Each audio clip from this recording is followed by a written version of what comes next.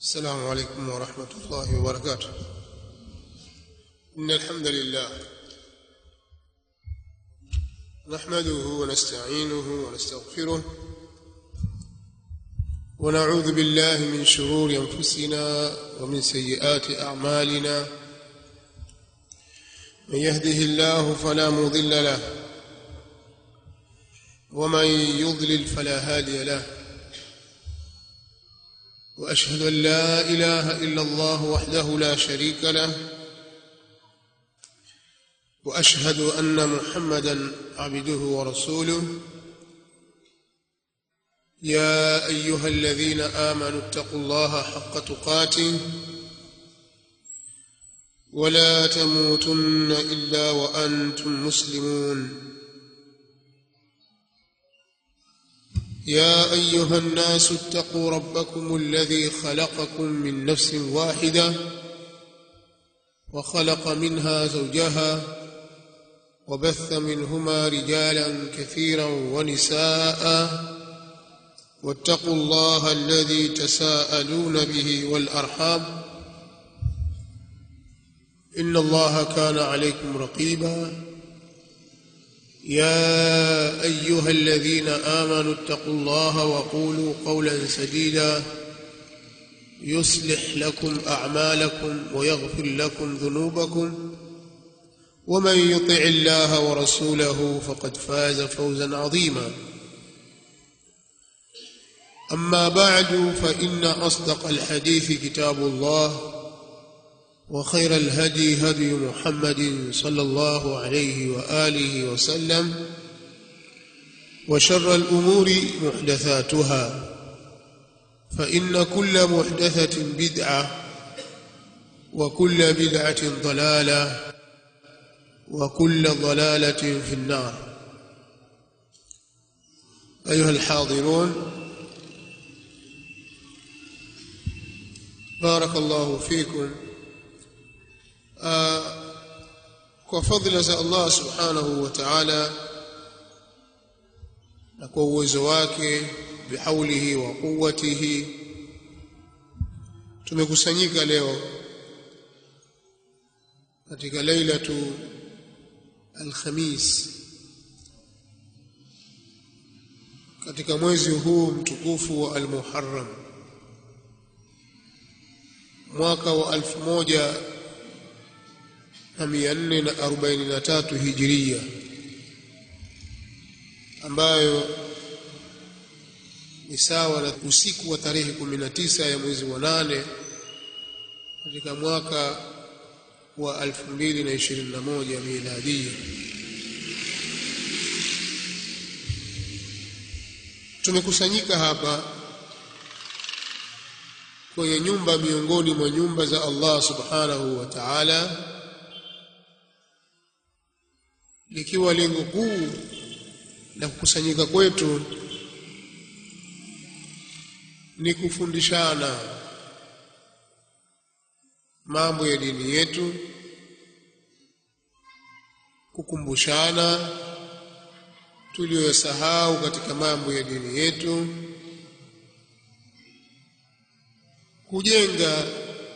kuzijenga fikra na maarifa katika misingi iliyo sahihi, kwa sababu mtu huzidi sharafu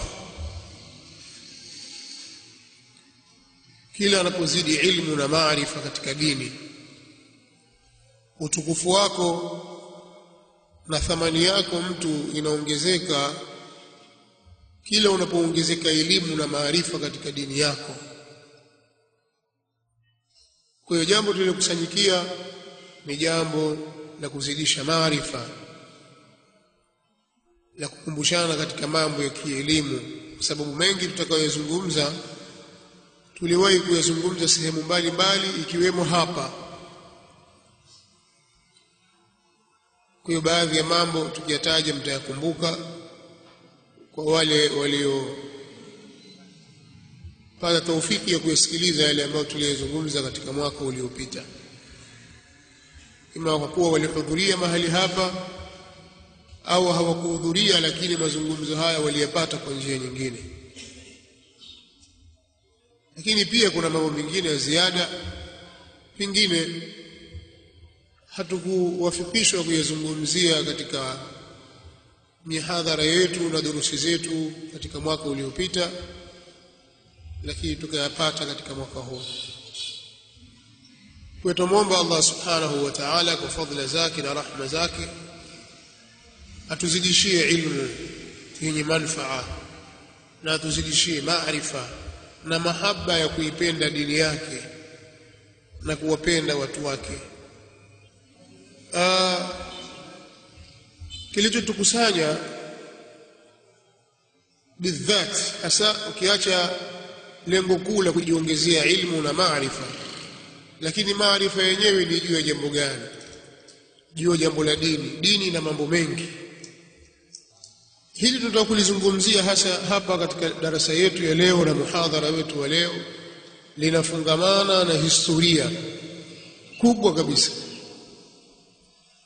lakini historia pia ndani yake ina mambo ya kiitikadi na misimamo.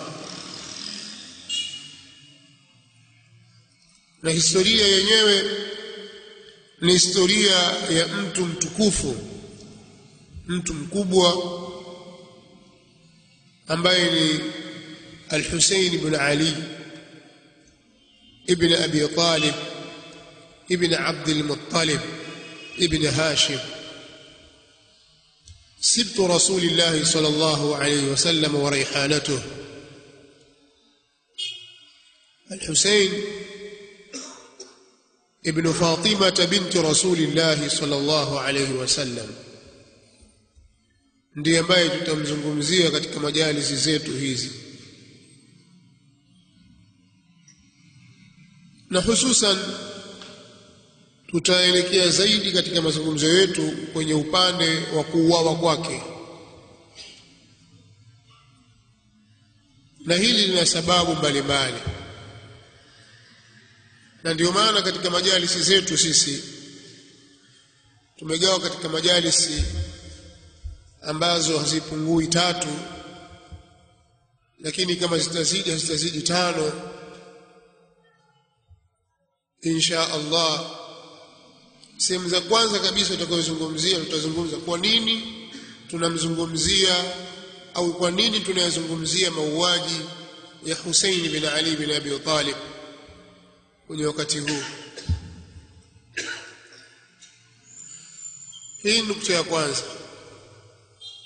Nukta ya pili, kwenye majlisi yetu ya leo tutamzungumzia ni nani Al-Hussein ibn Ali ibn Abi Talib radhiyallahu anhuma. Lakini pia kuna baadhi ya mazungumzo yatazalikana kwenye nukta hiyo. Tutalazimika sasa kuzungumza ni kina nani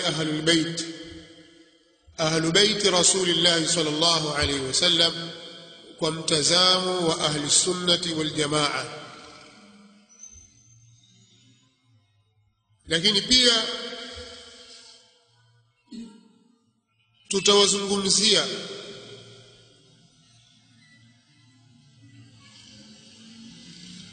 watu wa Iraq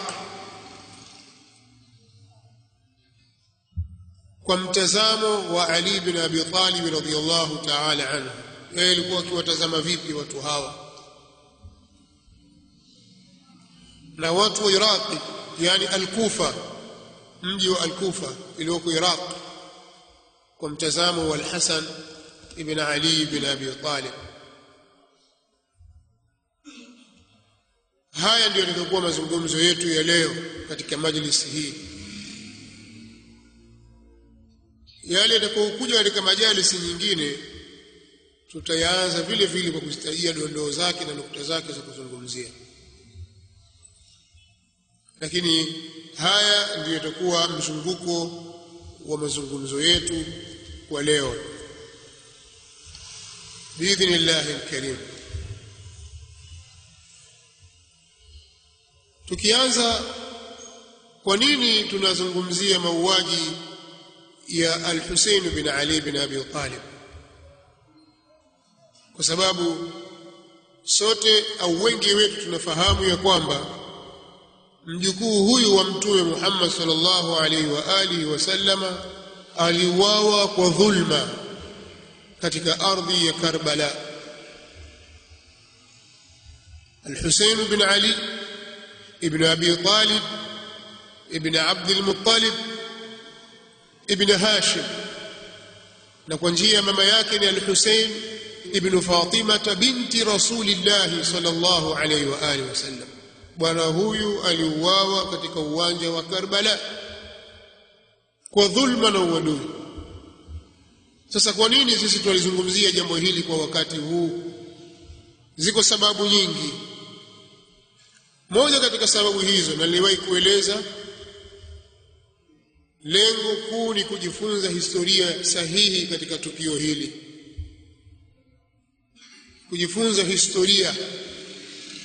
Ndani yake katika historia ya bwana huyu kuna durus na kuna ibara, kuna darsa nyingi sana na kuna mazingatio mengi sana ndani ya habari yake na kisa chake, radhiyallahu ta'ala anhu wa ardah.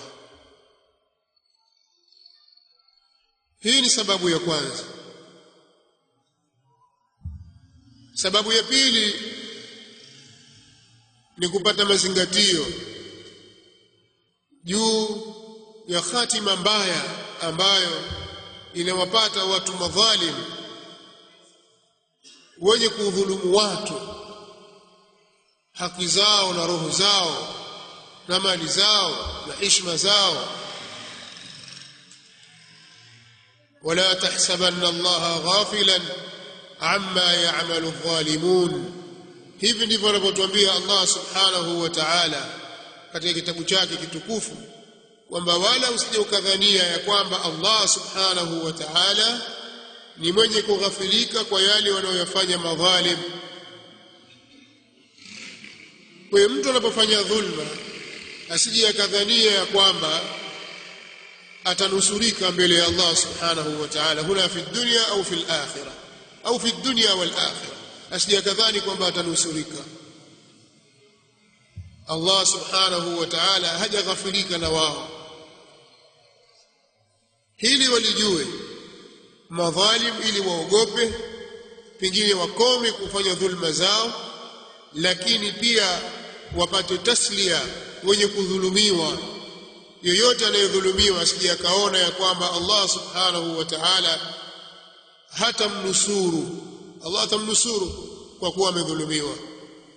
Kwa hii ni taslia. Allah subhanahu wa ta'ala atakunusuru walau ba'da hin, hata kama ni baada ya muda mrefu, si katika ule muda unaotaka wewe, hata kama ni baada ya muda mrefu. Lakini fahamu, maadamu wewe ni madhulum, umedhulumiwa, basi Allah subhanahu wa ta'ala atakunusuru, kwa sababu Allah subhanahu wa ta'ala ameiharamisha dhulma juu ya nafsi yake, na ametukataza sisi tusidhulumiane. Ametukataza moja kwa moja kwamba haifai baina yetu sisi kudhulumiana, na amekemea na ameahidi malipo. Amekemea, ameweka makemeo ya malipo mabaya kwa wenye kudhulumu. Husaini ameuawa madhuluman, ameuawa kwa dhulma hali ya kuwa mwenye kudhulumiwa. Kwa hiyo hili pia tutalitaja kwa lengo la kulitanabahisha kwamba hatima mbaya siku zote iko kwa wenye kudhulumu. Lakini nukta nyingine ambayo pia ni muhimu sana, nukta muhimu sana inayotupelekea tulizungumzia jambo hili, ni upotoshaji wa maksudi unaofanywa na baadhi ya makundi, wakiwemo Ashia. Kwa makundi yao yote, unapofika mwezi huu wanautumia mwezi huu na wanalitumia tukio hili kama ndiyo moja ya njia zao kuu za kueneza ushia wao na itikadi zao. Wanaitumia Muharram, na hususan mauaji yaliyofanywa, mauaji ya kinyama yaliyofanywa dhidi ya mjukuu wa Mtume sallallahu alaihi wasallam, Al-Husayn bin Ali radhiyallahu anhu, kama ni moja ya njia ya kupenyeza ushia wao katika miji. Na laonekana dhahiri kana kwamba jambo hili linashamiri na kukua, lakini miongoni mwa sababu za msingi ni kwamba wanaojua wengi katika wanaojua ukweli hawataki kuuzungumzia ukweli huu, wamekaa kimya,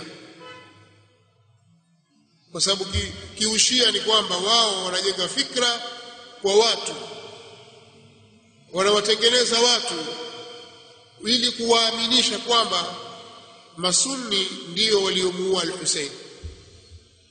Al-Hussein radhiyallahu anhu ni wao ndiye mtu wao yani, na wengine wasiokuwa wao ni adui wa al-Hussein. Maana wao hujinasibu kwamba sisi ndio watu vipenzi vya ahlul bait, wengine ni maadui wa ahlul bait, wakawaita ahlus sunnah wal jamaa kwa jina la nawasib. Nawasib maana yake ni maadui wa ahlul bait, kwamba sisi tuwapenda ahlul bait na ahlul bait kadha wa kadha, ahlul bait kadha wa kadha, na nyinyi wasiokuwa Shia basi hao ni maadui wa ahlul bait, na wao ni katika waliochangia au waliomuua al-Hussein bin Ali. Wanawaaminisha watu namna hiyo. Kweli kizungumzo jambo hili na mtu akawa toa machozi alia, na ni jambo la dhulma kweli limefanyika, lakini linapozungumzwa jambo hili kwa sura hiyo, mtu anaona kwamba kumbe hawa ni watu wabaya kweli, hawa ahli sunna hawa ni watu wabaya kweli kweli, wamemuua mjukuu wa Mtume sallallahu alaihi wasallam. Yakanasibishwa haya na ahli sunnah wal jamaa dhulman wa udwana. Sasa kibaya zaidi kama nilivyotangulia kueleza ni kwamba mashekhe wa mijini na vijijini, waalimu wa mijini na vijijini, maduat walinganizi wa dini wa mijini na vijijini ambao si mashia, zaidi ya 99% hawalizungumzii jambo hili kabisa katika kuelewesha watu kwamba usawa ni huu, kwa sababu wenyewe hawataki matatizo na watu.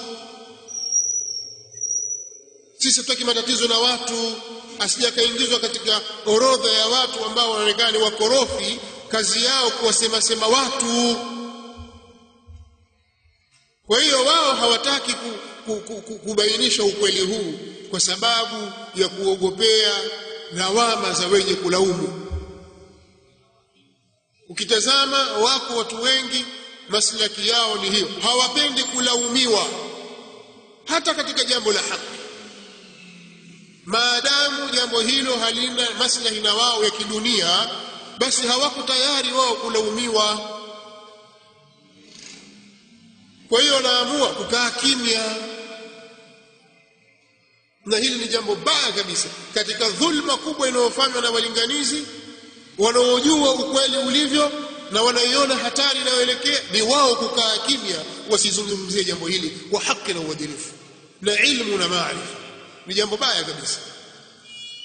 Kwa ndio wale wakasikia kimya. Sasa kinapokaliwa kimya, wakizungumza watu wengine wasiojua, wanaona hii ndio haki. Kama sio haki, mbona wale hawasemi? Mbona hatujamsikia shekhi fulani na mwalimu fulani akisema? Lakini watu hao ambao wameamua kukaa kimya, zinapoguswa heshima zao wao wenyewe binafsi au heshima za wazazi wao au baadhi ya mashekhi zao, wao hawakubali, wako tayari kufa, wako tayari kupigana, wako tayari kushikana makoti kutetea heshima zao na heshima za baba zao na heshima za mashekhi zao. Lakini katika mazungumzo haya yanayozungumzwa kuhusu kuuawa al-Hussein radhiyallahu ta'ala anhu, zinaguswa heshima za watu wakubwa katika ahli sunnah wal jamaa, maulama, bali masahaba wa Mtume sallallahu alaihi wasallam wanaguswa katika hili. Lakini wao wenyewe wanasema hata mshipa hauwagongi, kwa sababu hawawahusu wao, kwa sababu hawataki kulaumiwa, wataingizwa katika orodha ya watu wakorofi. Kwa hiyo hilo wakaamua kulikalia kimya. Ndio maana utasikia wewe uzungumze kwa jambo fulani, jamani, hii Qur'ani hii haimfikii maiti, hivi ndivyo alivyosema Imam Shafi. Nasema mfano tu. Sasa utasimama watu 20 watakujibu, wewe wahabi wewe nenda mahali kazungumzie jambo fulani kwamba jambo hili jamani hili halifai, hii ni shirki hii, utajibiwa na watu 200. Utasimama ukujibu na watazungumza uhabi na mnavyokuwa mbaya na mnawafarikisha watu. Uzungumze jambo lolote lama lina khilafu au halina khilafu, ulizungumze kulibainisha kwamba hili halifai. Lakini haya mambo kama haya ambayo ni mambo ya hatari katika mujtama, wao hayawahusu bwana, bali wao wanaungana na wale katika kujionyesha kwamba wao hawana shida na matatizo na watu. Wao wanaungana na wale katika mambo yao, watahudhuria katika mirjani zao na sherehe zao za Muharram, wataalikwa, watakwenda. Bwana kuna mwaliko maalum, waalikwa, atavaa kanzu yake na koti lake na maruma, huyo atakwenda huko. Na akipewa nafasi ya kuzungumza, baadhi yao wakipewa nafasi ya kuzungumza watazungumza, bali na wao wakiwa na shughuli zao watawaita, watahudhuria na vilemba vyao na majoho yao, watakuja kuonyesha kwamba jambo lao wao ni moja. Sasa watu kama hao tusiwatarajie kwamba watasimama kulibainisha jambo hili kwa haki na uadilifu hata siku moja. Na wengine hujinasibu na sunna, lakini kwa dhaifu waliokuwa nayo hawatoi nafasi ya kulizungumza jambo hili mpaka waguswe wao heshima zao. Ukitaka kujua kwamba yeye ni mkali, mwambie wamekula pesa za Waislamu, umtamsikia habari zake. Na yeye kweli amekula, lakini utasikia habari zake. Haiko tayari kukaa kimya, atatetea heshima yake. Sasa jamani, heshima ya masahaba wa Mtume sallallahu alaihi wasallam inalingana na heshima zetu. Wengine wakwambia sisi tushazungumza mambo hayo zamani ipi? Kuna watu walikuwa hawajazaliwa walipozungumza wewe. Alafu dini na mambo ya zamani, kila siku na kila mara mambo yakaririwe, watu waelewe. Waseme zamani sisi tumezungumza, kitambo kabla yenu. Kitambo kipi? Mwatakiwa mzungumze mpaka watu waelewe. Na kwa sababu hii ndio imejengwa misikiti, na kwa sababu hii zimejengwa madaris. Kwa hiyo mwatakiwa mzungumze, acheni uoga. Lakini watu wamekaa kimya, wamebweteka kwa majumba yao, kwenye masofa, wanywa vinywaji baridi huko. Masahaba wa Mtume sallallahu alaihi wasallam watukana.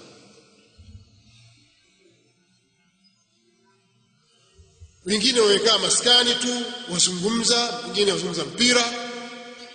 Huyu shekhe, huyu shekhe kama maskani, wakati wote yuko maskani. Sasa hakuna mambo ya kufanya. Hawa watu hawahitaji ubainifu, watu wanahitaji ubainifu. Mwingine kwamba kwani lazima dawa mfanye muhadhara? Sasa utaifanya vipi hiyo dawa wewe? Dawa ina njia nyingi za kufanya, lakini miongoni mwa hayo ni kuzungumza na jamahiri nnas, kuzungumza na watu, wafahamishe watu. Hizi khutab za Ijumaa, manabiri hizi, ndio kazi yake, kuwabainishia watu haki. Simama kwenye mimbari, zungumza. Simama msikitini uzungumze. Lakini kuna mashekhe wao kazi yao ni kuzungumza fadhailul a'mal, kuzungumza hiki kisa kile. Upotoshaji mwingi katika mjitama upo, wao na unyamazia kimya. Hili ni moja katika sababu ambayo tufanya sisi tuzungumze kwa nguvu kubwa. Haina maana kwamba ni sisi, wako watu wengine wanazungumza, lakini wengi katika wao hawazungumzi. Na wengine wenyewe wanawaogopa mashia, maana wana tabia moja wao. Wakishakuona una udhaifu fulani, ukizungumza nukta moja pap, wanatokea watoto kama 20 hivi wakujibu. Sasa wewe hujui ni mjibu huyu au ni mjibu yule, ni mjibu yule. Sasa mtu tabu ya nini? Mimi nikizungumza kijimada kidogo tu hapa nikiwataja basi shida. Wengine ndio wanaogopa. Msiogope, jipangeni muwazungumze watu hawa, muwabainishie upotevu wao. Kwa hiyo sababu inayotupelekea kwa nini tunazungumza jambo hili ni kuweka sawa na kusawazisha upotoshaji wa maksudi unaofanywa na watu hao. Lakini pia rai yangu na maoni yangu kwa tulabul ilmi katika ahli sunnah wal jamaa, wafanye bidii kutafuta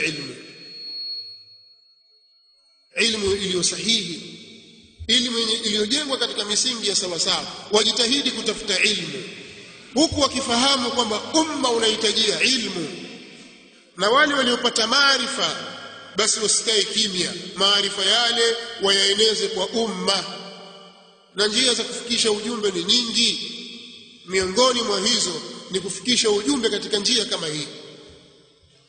Tusinyamazie jambo la haki, tusinyamazie batil tukazifumbia macho, kwa sababu hazigusi katika shakhsia zetu wala katika dhati zetu, wala hazigusi maslahi yetu ya kilimwengu. Tusinyamazie batil, tusiogope lawama za wenye kulaumu, waache walaumu. Ingizwa katika orodha kwamba umewasema watu wengi, sema ndizo sawa hivyo, lakini ukiwa umewasema kwa haki. Sasa sisi tunamzungumzia Al-Husayn bin Ali bin Abi Talib radhiyallahu ta'ala anhu.